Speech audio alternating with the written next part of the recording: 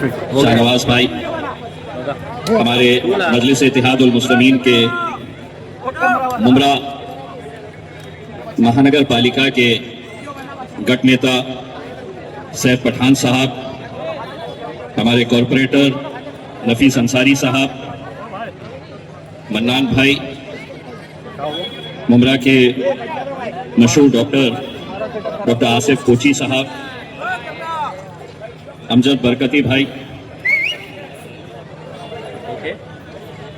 सुमित जमदाड़े जो मेरा औरंगाबाद का साथी है, और इतनी बड़ी तादाद के अंदर मौजूद नौजवानों, बुजुर्गों और साथियों, कभी कभी ऐसा होता है कि चाय से ज्यादा केतलियां गर्म होती है। मैं सबसे पहले तो मैं अपनी माँओं का, बहनों का बहुत दिल की गहराइयों से शुक्रिया अदा करता हूं। इतनी बड़ी तादाद के अंदर आप लोग यहां पर जो आए हैं, यकीनन आपके सामने जो लड़के खड़े हैं जिसकी वजह से आप देख नहीं पा रहे हैं, मुझे ऐसा लग रहा है कि वो भाजपा की तरफ से आए हुए हैं, वरना बैठने को तैयार नहीं है। जो मजलिसी है वो बैठ जाए, जो भाजपाई है खड़े रहे। आप लोग अगर बैठ जाए, नहीं तो साइड में हो जाए भाई।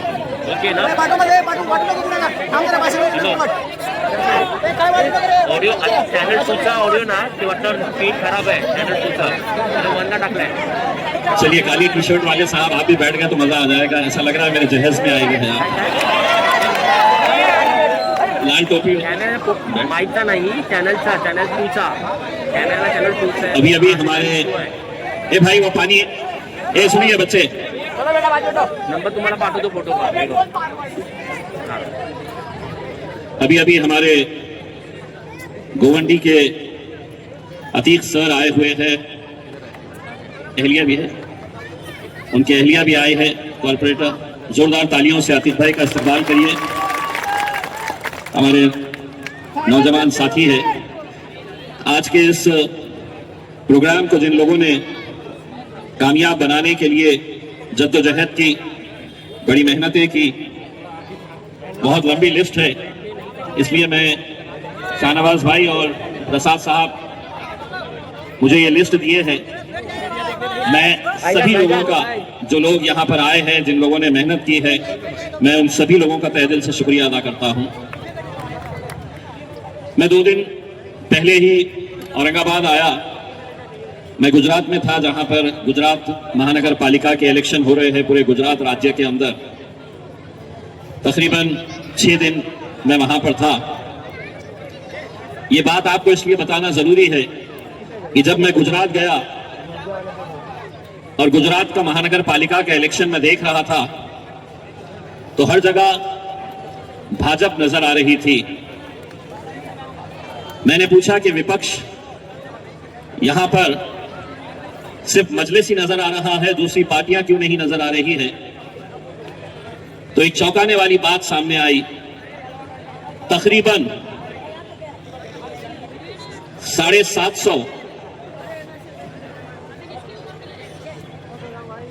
750 कांग्रेस के उम्मीदवार, जिन्होंने कांग्रेस का एबी फॉर्म लिए, लड़ने की इच्छा जाहिर किए, विड्रॉल का जिस दिन डेट थी, 750 उम्मीदवारों ने अपना फॉर्म वापस ले लिए। बीजेपी बगैर इलेक्शन लड़े हुए तकरीबन 750 सीटों के ऊपर बगैर इलेक्शन लड़े हुए वो जीत हासिल कर ली। अभी आप 2 दिन पहले टीवी के ऊपर देख रहे होंगे कि आम आदमी पार्टी के 7 सांसद, राज्यसभा के मेंबर ऑफ पार्लियामेंट 7, ये पूरे के पूरे निकलते हैं और भारतीय जनता पार्टी में चले जाते हैं। ये सब हो रहा है, लेकिन भाजपा की बी टीम का इल्जाम किस पर लगाया जा रहा है? तो हम पर लगाया जा रहा है। एक हम ही है जो आज डटकर खड़े हुए हैं, जो डटकर लड़ रहे हैं, और इंशाल्लाह आप लोगों की दुआएं, आप लोगों का साथ रहा तो पूरी मजबूती के साथ आगे भी लड़ते रहेंगे इंशाल्लाह। मैं जाती तौर के ऊपर आज तलोजा में आने की मुझे इस वजह से भी ज्यादा खुशी है कि हमारा एक मराठा समाज का भाई प्रसाद ढगे पाटिल, ये मेरे पास बहुत मर्तबा औरंगाबाद में चक्कर लगाए और उनका यही इसरार था कि मैं एक मर्तबा तलोजा को आऊं। मैंने उनके बारे में पता किया और फिर ये फैसला लिया कि नहीं, हम तलोजा जाएंगे। और आज अल्हम्दुलिल्लाह आप लोगों को देखकर मैं समझता हूं ये फैसला बिल्कुल सही था। आज अगर अलग अलग जाति, धर्म और मजहब के लोग मजलिस इत्तेहाद उल मुस्लिमीन के साथ जुड़ रहे हैं तो यकीनन हमारे कायद बैरिस्टर असदुद्दीन अवैसी साहब की मेहनत, उनकी तड़प, उनकी बेबाकी, उनकी जुस्तजू, जिस तरीके से वो चाहे पार्लियामेंट हो या बाहर लड़ाई लड़नी हो, किस तरीके से वो आवाज बुलंद करते हैं, शायद उसी का नतीजा है कि आज महाराष्ट्र के मुख्तलिफ इलाकों में अलग अलग पार्टियों के बड़े बड़े नेता आज मजलिस के साथ जुड़ रहे हैं। और यही हमारे इस मुल्क की खूबसूरती है। मैं ढगे पाटिल साहब को सिर्फ इतना कहना चाहूंगा कि जमीन पर घर बनाया है मगर हम जन्नत में रहते हैं। हमारी खुशनसीबी है कि हम भारत देश में रहते हैं। जिस देश का एक सपना हमने देखा था, उस देश के सपने को हर रोज एक पार्टी, उनके नेता पैरों तले कुचल रहे हैं। मुझे न नाम बताने की जरूरत है, न आपको समझाने की जरूरत है। इस मुल्क के अंदर अगर आज कोई सियासी जमात, कोई सियासी पार्टी नफरतों का बाजार इस मुल्क के अंदर चला रही है तो उस पार्टी का नाम है भारतीय जनता पार्टी। और अगर उसके नेता का नाम अगर पूछेंगे तो उस नेता का नाम है नरेंद्र दामोदर मोदी। आप ये माने या ना माने, लेकिन क्या यह हकीकत नहीं है, क्या यह सच्चाई नहीं है कि ये मुल्क मुख्तलिफ फूलों से सजा हुआ, अलग अलग रंगों का एक गुलदस्ता हुआ करता था, लेकिन आज इतनी दरारें और इतनी दीवारें समाज के अंदर पैदा की जा रही है कि हिंदुओं को मुसलमानों से लड़ाओ, दलितों को अलग करो, तुम अपना त्योहार मनाओ, हम अपना त्योहार मनाते। आज इस कार्यक्रम के अंदर सुमित जमदाड़े, मेरा औरंगाबाद का साथी, जो महज चंद वोटों से कॉर्पोरेशन का इलेक्शन हारा है, दलित समाज से ताल्लुक रखता है, मैं इनके घर दिवाली मनाने के लिए जाता, ये मेरे ईद पर आते गले मिलकर शीरखुरमा पीने के लिए।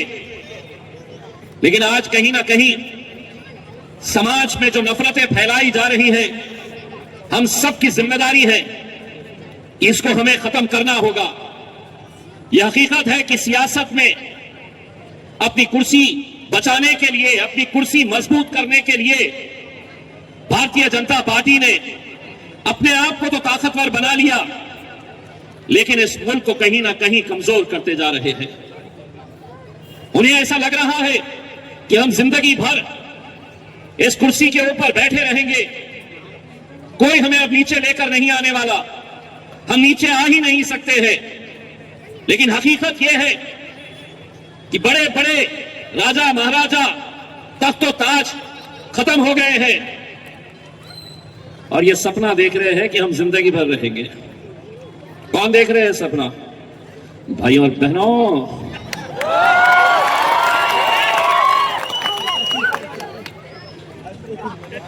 ये मीडिया वाले आते हैं ना, तो इस इंतजार में आते हैं कि ये कौन सा भड़काऊ भाषण करके जाने वाले हैं करके। 2-3 दिन तक फिर इनकी दुकान अपने पे चलती है। फिर जाएंगे, बोले इम्तियाज जलील ने ऐसा बोला, इम्तियाज जलील ने इनके खिलाफ बोला, आपका क्या कहना है? तो महाराष्ट्र में तो इनके चिल्ले पिल्ले कितने घूम रहे हैं आप जानते ही हैं। इनकी सुबह दोपहर शाम होती है तो काय के लिए होती है? हिंदू मुस्लिम करते रहो, हिंदू मुस्लिम करते रहो, और इनके पास कोई काम नहीं बचा हुआ है। और इनमें ज्यादातर भाजपा वाले हैं। एक जो उनका नेता है वो इतना सा है, यकीन मानिए इतना सा है। देखो चाचा पीछे से चिल्ला रहे नेपाली है करके। एक तोतला भी है, उसको वहां पे जाके देंगे उत्तर प्रदेश के। मैं आज जो आपके बीच में आया हूं वो सिर्फ ये इल्तिजा करने के लिए आया हूं कि आने वाला वक्त बहुत मुश्किलों का है।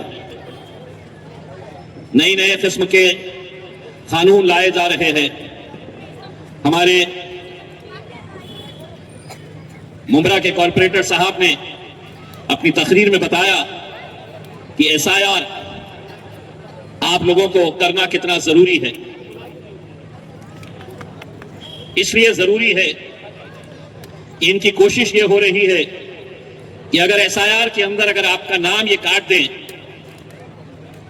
तो शायद आप समझेंगे कि क्या हुआ, मेरा नाम इलेक्शन वोटर लिस्ट में से कट गया है।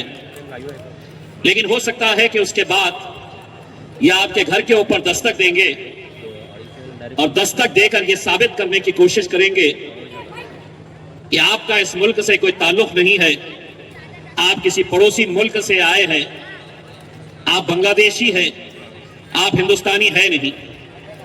इसीलिए मैं भी आप लोगों से यह अदबन गुजारिश करना चाहता हूं कि अगर जिन जिन लोगों का एसआईआर मैपिंग जिसे कहते हैं अगर वो नहीं हुआ है तो वो फौरन करवा ले, वरना आगे मुश्किलात हो सकती है। बैरिस्टर असदुद्दीन अवैसी साहब हर 2 दिन में फोन करके पूछते हैं कि कहां पर कितना परसेंटेज हुआ है, क्योंकि वो भी अच्छी तरह से जानते हैं कि आपका नाम कटेगा तो आपको आगे किस तरीके से परेशानी में डाला जाए, ये साजिश हुकूमत नए नए कानून लाकर करना चाहती है। इसीलिए जिन लोगों ने आज ये प्रोग्राम रखा है, चाहे वो हमारे ढगे पाटिल साहब हो, शाहनवाज हो, हमारी बहनें हो, अपने अपने इलाकों के अंदर कैंप्स ऑर्गेनाइज करिए। हमारे लोगों की फितरत होती है, क्या होता कुछ नहीं होता, ऐसी होती है, ऐसी ही फितरत है। उसी का नतीजा है कि इतनी बड़ी आबादी हमारी होने के बावजूद भी वोटिंग का परसेंटेज जब हम देखते हैं तो 50%, 52%, 54%, बस इतना ही। बाद में पता चलता है कि साहब वोटर कार्ड ही नहीं है। ये सब आज आपकी जरूरत बन चुके हैं। ये फ्रूटी को रुकवा दे भाई साहब, बच्चों को बिठाइए जरा, वो बच्चों को बाहर करिए। मैं खास तौर से जो मुल्क के हालात आज हम देख रहे हैं कि कैसे आप लोगों को निशाना बनाया जा रहा है, बहुत दूर नहीं, यहां पर नासिक के पास एक टीसीएस कंपनी का मामला आप अच्छी तरह से देख रहे हैं कि कैसा पूरा संगठन, अलग अलग संगठन आके वहां पर किस तरीके से बवाल मचा रहे हैं, किस तरीके से वहां पर लव जिहाद, कन्वर्जन, ऐसे इल्जाम लगाकर जो पढ़े लिखे बच्चे हैं उन बच्चों को नौकरियों से कैसा निकाला जाए, ये साजिश चल रही है। पुलिस भी कैसा काम कर रही है, ये आप हर रोज देख रहे हैं। महज कुछ मीडिया वाले कुछ दिखा देते हैं और पुलिस वाले एफआईआर सीधा रजिस्टर कर देते हैं। कोई इंक्वायरी नहीं, कोई इन्वेस्टिगेशन नहीं, बस टीवी के ऊपर दिख गया, दो चार संगठन आके जिंदाबाद मुर्दाबाद के नारे लगा देते हैं और एफआईआर रजिस्टर। पढ़े लिखे बच्चे जिन्होंने आईटी की डिग्रियां हासिल की है, पढ़ी हुई बच्ची हमारी निदा खान हामिला है, लेकिन उसको इस तरीके से मीडिया में दिखाया जा रहा मानो वो कोई दहशतगर्द है। कैसी कैसी रिपोर्टिंग मीडिया वाले कर रहे थे, कैसे कैसे इल्जाम उस पर लगा रहे थे, ये बगैर सोचे हुए कि वो बच्ची किसी की बेटी है, किसी की बीवी है, किसी की बहन है। कोई उसके ऊपर बोलने वाला नहीं, सब खामोश के खामोश। लेकिन मैं गया, उस बच्ची से मिला, उसकी रोती बिलखती मां से मिला। बाप इतना टेंशन में कई कई रात सो नहीं रहा कि कब पुलिस आएगी, कब मेरी बच्ची को उठाकर ले जाएंगे। बिस्तर के ऊपर आ गया बाप। उस वक्त मैंने उस बच्ची को और उसकी मां को एक वादा किया कि सारी दुनिया तुम्हारे खिलाफ हो जाए, तुम्हारा बेटा, तुम्हारा भाई पूरी ताकत के साथ खड़े रहेगा तुम्हारे साथ। कब तक हम ये जुल्म, ये सितम हम बर्दाश्त करते रहेंगे? क्या हुआ? वो बच्ची मेरी थोड़ी बच्ची है, मेरी थोड़ी बहन है। आज उसके ऊपर बारी आई है, कल ये वक्त आपके ऊपर भी आ सकता है, हमारे ऊपर भी आ सकता है। अगर दोषी है तो बताओ सबूत, कानून के हिसाब से जो कार्रवाई करना है आप करिए, अगर कोई गलत कर रहा है तो। लेकिन महज कुछ बजरंग दल के, कुछ विश्व हिंदू परिषद के, कुछ भाजपा के गुंडों की वजह से अगर तुम ये समझेंगे कि तुम कुछ भी कर लेंगे, तो एक बात समझ ले कि ना तो मैं कांग्रेस का हूं, ना मैं एनसीपी का हूं, ना समाजवादी पार्टी का हूं। मेरे सदर बैरिस्टर असदुद्दीन अवैसी ने मुझे सिखाया है कि इस मुल्क में जीना है तो सीना चौड़ा करके और सर ऊंचा करके चलो। कब तक डराएंगे? कितना डराएंगे और क्यों डरेंगे? लोग मुझसे भी पूछते हैं क्या आप डरते नहीं? मेरे करीब के लोग पूछते हैं मुझसे कि आप इतना जब बोलते हैं तो आपको डर नहीं लगता है? मैं कहता हूं हां, लगता है मुझे डर। मैं भी इंसान हूं, मुझे डर लगता है, लेकिन इनसे डर नहीं लगता है, मेरे रब से डर लगता है मुझे। मेरे अल्लाह से मुझे डर लगता है कि अल्लाह मुझसे पूछे कि जब एक बच्ची के खिलाफ जुल्म हो रहा था तो तू खामोश क्यों था? और ये बात मैं सिर्फ वो बच्ची का नाम निदा खान है बोलकर नहीं, अगर किसी और जाति, किसी और धर्म की भी वो बच्ची होती तो मेरा जवाब वही रहता कि हम तेरे साथ खड़े रहेंगे। क्योंकि वैसे भी आपको मालूम है, बहुत दूर नहीं, यही मुमरा में कुछ महीने पहले देखे थे, वो एक बच्ची ने क्या बोल दी थी, हमारी कॉर्पोरेटर जीत कर आई तो कैसा हराया बोल दी। हम रोज गालियां सुन रहे, रोज हमको गालियों से नवाजा जा रहा, कोई एक्शन नहीं। हमारे मजहब पर उंगलियां उठाई जा रही है, कोई कानूनी कार्रवाई नहीं। एक बच्ची ने क्या बोल दिया, कैसे हराया, तो सारे हिंदुस्तान के पेट में इतना दर्द।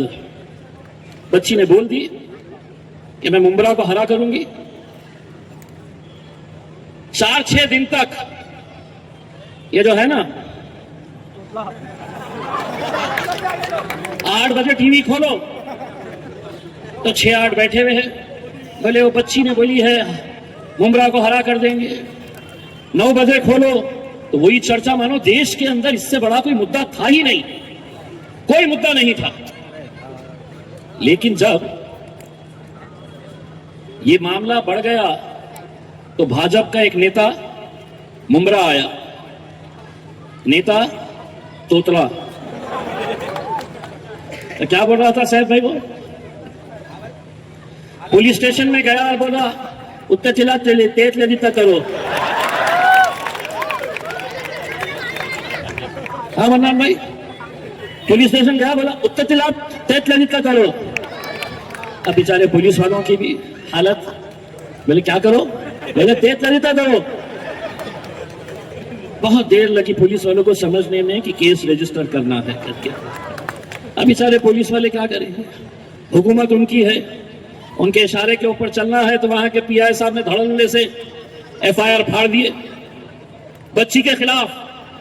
क्यों कि भाजपा का वो तोतले ने आके बोला कि बच्ची के खिलाफ एफआईआर रजिस्टर करो बगैर कोई कायदा कोई कानून। आज भी चैलेंज करता हूं मैं महाराष्ट्र की पुलिस को, बताओ किस कानून के तहत तुमने उस बच्ची के ऊपर एफआईआर रजिस्टर किया, कौन सा कानून है? अगर उसके खिलाफ केस रजिस्टर हो सकता है तो हर रोज जो हमें गालियां दे रहे, हर रोज जो एक कौम को निशाना बनाए हुए हैं, उनके खिलाफ क्यों कार्रवाई नहीं हो रही? यार केस रजिस्टर हो गया, बाद में पता चला कि वो बच्ची को अरेस्ट करने वाले हैं। मैंने बोला कि अब जरा ज्यादा ही हो जा रहा है, तो मैंने सैफ भाई से बात किया। तो सैफ भाई ने मुझे बताया कि साहब ये लोग बहुत बवाल कर रहे हैं इसका। तो मैंने कहा कि अब रुको, तुम्हारा बाप आ रहा है। और मैं गया वहां पर, और वहां जाने के बाद ये तो थे ही बैठे, बोले बच्ची ने ये बोली। मैं बोला बच्ची ने जो बोली वो सही बोली, हम है उसके साथ। बोले केस रजिस्टर हुआ। तो मैंने कहा कि अब सुनो, वो बच्ची ने ये कहा था कि मैं मुमरा को हरा करूंगी, मैं ये कहकर जा रहा हूं कि मैं पूरे महाराष्ट्र को हरा करके निकलूंगा। उसमें बोल तोतले, अगर उस बच्ची के ऊपर अगर केस रजिस्टर हो सकता है तो कानून मुझ पर भी केस रजिस्टर होना चाहिए था। लेकिन क्यों नहीं करे मुझ पर केस रजिस्टर? क्योंकि उनको मालूम है कि बाप से पंगा नहीं लिया जा सकता है। जब ये होता है ना तो मैं भी अपने दिमाग को ऐसा मार के बोलता हूं अब तो माझी सटक ली, और जब सटकती तो फिर अच्छे अच्छे को मालूम है, क्योंकि हम तो पार्लियामेंट के अंदर जाकर बैठे थे। ये आप लोगों की दुआओं का नतीजा है। लोग कहते थे कि असदुद्दीन अवैसी एकलौता एक मेंबर ऑफ पार्लियामेंट हैदराबाद से चुनकर आता है, जिंदगी भर ये एक ही रहेगा, एक का दो नहीं रहेंगे। लेकिन अल्हम्दुलिल्लाह 5 साल इम्तियाज जलील भी उनके बाजू जाकर पार्लियामेंट के अंदर बैठा। आप लोगों ने वोट नहीं दिए, मुझे दे नहीं सकते हैं, लेकिन मुझे पूरा यकीन है कि जब नतीजे आ रहे थे, जब रिजल्ट का दिन था, उस दिन आपके हाथ भी उठे थे दुआओं के लिए कि या अल्लाह इम्तियाज जलील को भी कामयाब कर देगा। इसलिए जब गए थे पार्लियामेंट के अंदर तो अम्मा इतने परेशान हो गए थे। वो बोले एक तो बहुत बोलता था, ये दूसरा आया तो ये भी कुछ कम नहीं है, ये भी बहुत बोलता है। इसलिए जिस दिन पहले दिन गए थे तो नरेंद्र मोदी ने एक फोन लगाया था, अरे सांबा कितने आदमी आए रे इस बार मजलिस के? तो सांबा ने जवाब दिया 2, लेकिन है 200 के बराबर है। तो हम वहां पर भी अगर हम खामोश नहीं रहे, वहां पर भी हमने आपकी आवाज उठाने की कोशिश की, उसी का नतीजा है कि जब 2024 का इलेक्शन आया तो सारे के सारे एक साथ इकट्ठा हो गए। क्या भाजपा वाले, क्या दोनों शिवसेना, क्या दोनों एनसीपी, क्या कांग्रेस, क्या समाजवादी पार्टी, पूरे के पूरे एक साथ मिलकर इन सब ने एक साजिश रची और ये तय किसी भी हालत के अंदर ये जीत कर नहीं आना चाहिए। उनको ऐसा लगा कि इम्तियाज जलील को हरा दो मजलिस महाराष्ट्र में कमजोर हो जाएगी, खत्म हो जाएगी। हम गिरे जरूर, खत्म नहीं हुए हैं। हम आज भी उतनी ही जद्दोजहद के साथ हम लड़ते हैं। और हारने के बाद अगर ये मंजर मैं देख रहा हूं तो मैं गारंटी के साथ कहता हूं, अगर इस ग्राउंड के ऊपर चाहे देवेंद्र फडणवीस साहब हो या एकनाथ शिंदे हो, दोनों को भी अगर यहां पर सभा लेना है तो गाड़ियों का इंतजाम करना पड़ेगा, 200-200, 500 रुपये देकर लोगों को लाना पड़ेगा। ये सिर्फ मोहब्बत में आने वाली जमात है जो मजलिस के साथ दिल से मोहब्बत करती है। मेरे भाइयों, हम आप लोगों को सिर्फ इतना कहना चाहते हैं कि वक्त और हालात को देखते हुए आज हर कोई आपको जब निशाना बनाया हुआ है तो हमारी ये जरूरत है कि हम धगे पाटिल जैसे लोग, सुमित भाई जैसे लोग मजलिस को कहते हैं कि ये फिरका परस्त जमात है, कट्टर। धगे पाटिल साहब, आपसे भी ये सवाल पूछा जाएगा, तुम्ही कशाला गेले तिथे? तुम्ही का गेले तिथे? ये एमआईएम वाले तो कट्टर आहे। धगे पाटिल साहब, उनको ये जवाब देना कि अगर किसी पर भी जुल्म और ज्यादती होती है तो एक जमात जो सबसे ज्यादा मजबूती के साथ खड़ी रहती है, उस जमात का नाम है मजलिस इत्तेहादुल मुस्लिमीन। हम नहीं देखते हैं कि किसकी जात, किसका धर्म, किसका मजहब क्या है करके।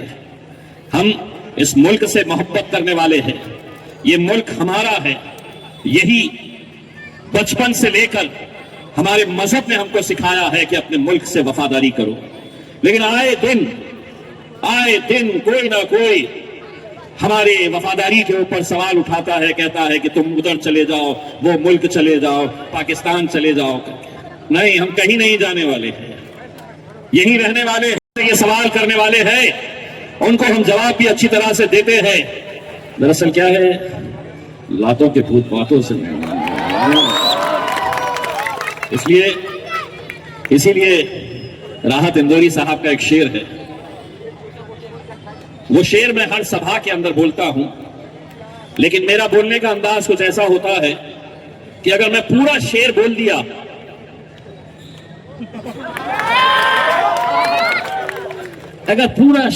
दिया मैंने, तो कल से इनके धंधे शुरू हो जाएंगे। एमआईएम वाला आया था, तलोजा में आकर भड़काऊ भाषण लेकर गया है, लेकिन मैं भी समझ गए अब हम तुमको कैसा हैंडल करना है।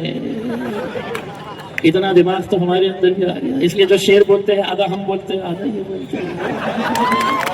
तो पीछे पुलिस वाले खड़े हुए हैं, वो इंतजार में रहते हैं कि कब पकड़े इम्तियाज जलील। हाथ में आता नहीं है, क्योंकि फायदा वो कानून जो है ना, वो सबूत मांगता है और सबूत हम घंटा देते हैं।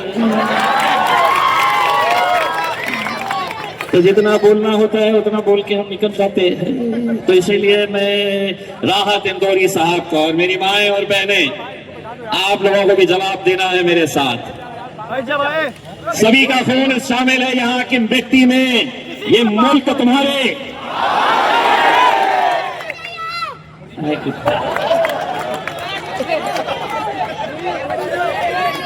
यकीन मानो वो साइड वाले हैं ना, इनको सबको गौर से पिक्चर लो, इनका फोटो लो, भाजपाई दिख रहे हैं, मुंह नहीं खुल रहा है।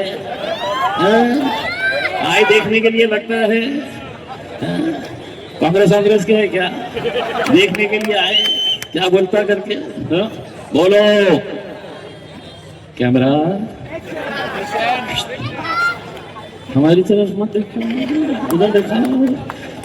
सभी का खून शामिल है यहाँ की मिट्टी में, ये मुल्क तुम्हारे।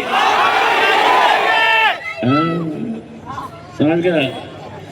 अब अगर मैंने पूरा बोल दिया होता तो बोले देखो, उनके बाप दादाओं को निकाल लिया है, केस रजिस्टर करो। कानून सबूत मांगता है और सबूत हम बाबा जी का ठुल्लू नहीं देते, बिल्कुल नहीं देते हैं। इसमें से भी ये निकालने की कोशिश करते हैं कि कुछ ना कुछ तो मिल जाएगा कल के दिन अपना। सिर्फ मेरी बुजुर्ग, मेरी माँ और बहनों से मैं ये कहना चाहता हूं कि वक्त जैसा भी रहा, हमको हाथ में हाथ डालकर मजबूती के साथ इस मुल्क की जमहूरियत को जिंदा रखना है। और वो उसी वक्त मुमकिन रहेगी जब मेरा ये दलित भाई, जब मराठा भाई, तमाम हिंदू, मुस्लिम, ओबीसी, सिख, ईसाई, हम सब साथ में मिलकर, बंजारा समाज का भी एक भाई हमारे साथ प्रवेश करने वाला है, तो हम सब साथ में मिलकर रहेंगे। बाकी और किसी चीज की फिक्र करने की जरूरत नहीं है उसमें। अक्सर मैं ये बात कहता हूं कि इस मुल्क से मुसलमानों की क़यादत खत्म जो हुई है वो कोई गैरों की वजह से नहीं हुई है। मुसलमानों को खींचने का काम अगर किसी ने किया है तो वो मुसलमानों ने ही किया है। मुसलमानों की क़यादत को इस मुल्क से अगर किसी ने खत्म किया है तो कोई गैर उसके लिए जिम्मेदार नहीं है। मीर सादिक, मीर जाफर, बहुत सारे हैं इस मुल्क के अंदर जिन्होंने हमें धोखा देने का काम किया, मुसलमानों की क़यादत को खत्म करने का काम किया है। इसीलिए हम कहते हैं कि आप कांटों से बचकर चलते हैं, हमने फूलों से जख्म खाए हैं। आप कांटों से बचकर चलते हैं, हमने फूलों से जख्म खाए हैं। आप गैरों की बात करते हैं, हमने तो अपने भी आजमाए। इम्तियाज जलील को गिराने में गैरों का हाथ नहीं था मेरे भाई। 18 उम्मीदवार भारतीय जनता पार्टी और समाजवादी पार्टी की तरफ से पैसा देकर खड़े किए गए थे और उनका मकसद यही था कि किसी तरह से इकलौता एक मुस्लिम एमपी, मेंबर ऑफ पार्लियामेंट पूरे महाराष्ट्र से। आपके कितने एमपीज हैं जो लोकसभा के अंदर आपके मुद्दों को उठाएंगे? मध्य प्रदेश के अंदर कितने हैं? तो 0। कर्नाटक के अंदर कितने हैं? 0। राजस्थान के अंदर कितने?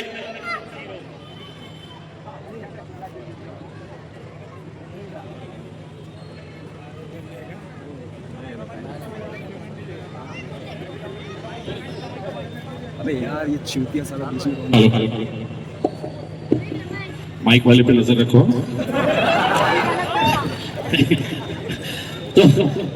तो इतने सारे जगहों के ऊपर 0। महाराष्ट्र के अंदर 2019 से 2024 सिर्फ एक ही एमपी था, वही आपका बेटा, आपका भाई। आने वाले वक्त के अंदर भी हमें मालूम है कि कैसी कैसी साजिशें होने वाली हैं, कैसे कैसे षड्यंत्र रचे जाने वाले हैं। लेकिन हमारी ख्वाहिश है कि हमारे अंदर से ही हमारे नेता पैदा हो। आप लोगों के अंदर हम लीडर बनाना चाहते हैं। हम नौजवानों से, हमारी माओं से, बहनों से, बुजुर्गों से यही अपील करने के लिए आए हैं कि आप मजलिस का साथ दीजिए। असदुद्दीन अवैसी साहब की तड़प को देखिएगा कि किस तरीके से वो शख्स दिन और रात मेहनत करके इस मुकाम तक पहुंचे हैं। अल्हम्दुलिल्लाह, बस आप लोगों का साथ रहा तो इंशाअल्लाह मजलिस बहुत आगे जाएगी। मुझे प्रसाद ढगे पाटिल साहब ने बताया है कि उनके पास तकरीबन 400 कितने हैं महिला मंडल 400 1000 है। उन्होंने ये कहा कि साहब, मैं इस कौम की महिलाओं के लिए, मैं हर समाज की महिलाओं के लिए मैं कुछ करना चाहता हूं। मैं ढगे पाटिल साहब दोबारा जब मैं आऊंगा तो आप हमारी ये माएं, बहनें, सभी जात, धर्म और मजहब की जितनी भी महिलाएं हैं, उन सब के लिए जो भी काम करेंगे मैं खुद जाती तौर के ऊपर आऊंगा और आपके इस काम को देखूंगा। क्योंकि इतनी बड़ी तादाद के अंदर जब महिलाएं आती है, इतनी बड़ी तादाद के अंदर जब हमारी मस्तूरात, हमारी बहनें आती हैं, तो यकीन मानिए वो इस बात का संकेत होता है कि तलोजा के अंदर आने वाले वक्त में इंशाअल्लाह इनकलाब आने वाला है। आज के बाद दूसरी पार्टी के तमाम नेता, आपको भी मौका है, जल्दी से आ जाओ। उतार दो अपने गले का मफलर, छोड़ दो अपने हाथ का झंडा। अब गले में मफलर अपना ही डालो, झंडा अपना ही डालो। और एक बात अच्छी तरह से समझ लो, वो नारा जिसने पूरे हिंदुस्तान को बांध रखा था जब मेरे नबी करीम सल्लल्लाहु अलैहि वसल्लम के खिलाफ गुस्ताखी हुई थी, तो हम इंतजार कर रहे थे कि कोई तो एक बड़ा नेता खड़ा रहेगा और उसकी मुखालिफत करेगा। कोई तो एक कांग्रेसी, कोई समाजवादी, कोई राष्ट्रवादी का खड़े रहकर उसकी मुखालिफत करेगा, क्योंकि हमारा वजूद, हमारी शिनाख्त, हमारी पहचान इसकी वजह से है। अगर उनके खिलाफ गुस्ताखी हो रही है और अगर हम खामोश बैठे हैं तो यकीन मानो हमसे बुरा आदमी कोई हो नहीं सकता। जब सब खामोश हो गए तो हमने जवाब दिया और हमने ये तय किया कि हम औरंगाबाद से लेकर मुंबई तक एक रैली लेकर आएंगे। यकीनन मुझे पूरा यकीन है कि बहुत सारे तलोजा के नौजवान भी यहां पर आकर उस रैली के अंदर जुड़े थे। आप लोग एक रात पहले जब हम रैली निकालने वाले सुबह 7 बजे, तो बड़े बड़े पुलिस वाले मेरे पास आए, बड़े बड़े अधिकारी रात में 2 बजे, और मुझसे आकर कहने लगे कि हुकूमत की तरफ से यह आदेश आया है कि आपकी रैली को इजाजत नहीं दी जा रही है, हम आपको ये रैली निकालने की परमिशन नहीं दे रहे। मैंने मुस्कुराकर उनकी तरफ देखा और मैंने उनसे कहा, तुमसे मांगा किसने है रैली का? बताओ, मैंने कब तुमको लिखित के अंदर दिया कि मुझे परमिशन चाहिए? अगर वो गुस्ताखी कर सकता है तो क्या तुम्हारी परमिशन लेके करा था? अगर वो गुस्ताखी करने के बाद अगर कानून खामोश है तो मैंने कहा, तुम पूरी ताकत लगाओ मुझे रोकने के लिए, मैं पूरी ताकत लगाऊंगा बंबई तक पहुंचने के लिए। इसीलिए मैंने उनको एक बात कही थी कि तुम्हारे पास कानून है, तुम्हारे पास हुकूमत है, पुलिस है, प्रशासन है, डंडे है, लाठियां है, बंदूकें हैं, ये ताकत तो तुम्हारे पास है, लेकिन जिसके नाम के लिए मैं निकल रहा हूं तुम्हें उसकी ताकत का अंदाजा नहीं है, उसकी ताकत का अंदाजा नहीं है। और वही रैली आज पूरे दुनिया के अंदर मशहूर हुई कि हिंदुस्तान का मुसलमान हर चीज बर्दाश्त कर सकता है, लेकिन अपने हुजूर करीम सल्लल्लाहु अलैहि वसल्लम के खिलाफ गुस्ताखी बर्दाश्त नहीं कर सकता है। ये पैगाम उस रैली के जरिए हमने दिया था। मेरे भाइयों, आप लोगों से सिर्फ इतनी इल्तिजा है कि हाथ से हाथ जोड़कर रखिएगा, इख्तिलाफ नजरअंदाज करिएगा, क्योंकि अगर हम एक रहेंगे तो हम मजबूत रहेंगे, एक रहेंगे तो हम ताकतवर रहेंगे। बस यही उम्मीद करता हूं। और जाते जाते उसी रैली के अंदर पूरे हिंदुस्तान में जो नारा दिया गया था, वो नारा मैं चाहता हूं कि आप मेरे साथ आवाज से आवाज लगाए कि तेरा मेरा रिश्ता क्या, तेरा मेरा रिश्ता क्या। यकीन मानिए, कांग्रेसी है या तो बीजेपी वाले हैं पीछे पूरे, अगर नहीं है तो दोनों हाथ उठाना पड़ेगा उसमें, और जो नहीं उठाया समझ लो अपना भेजा हुआ है। तेरा मेरा रिश्ता क्या, तेरा मेरा रिश्ता क्या।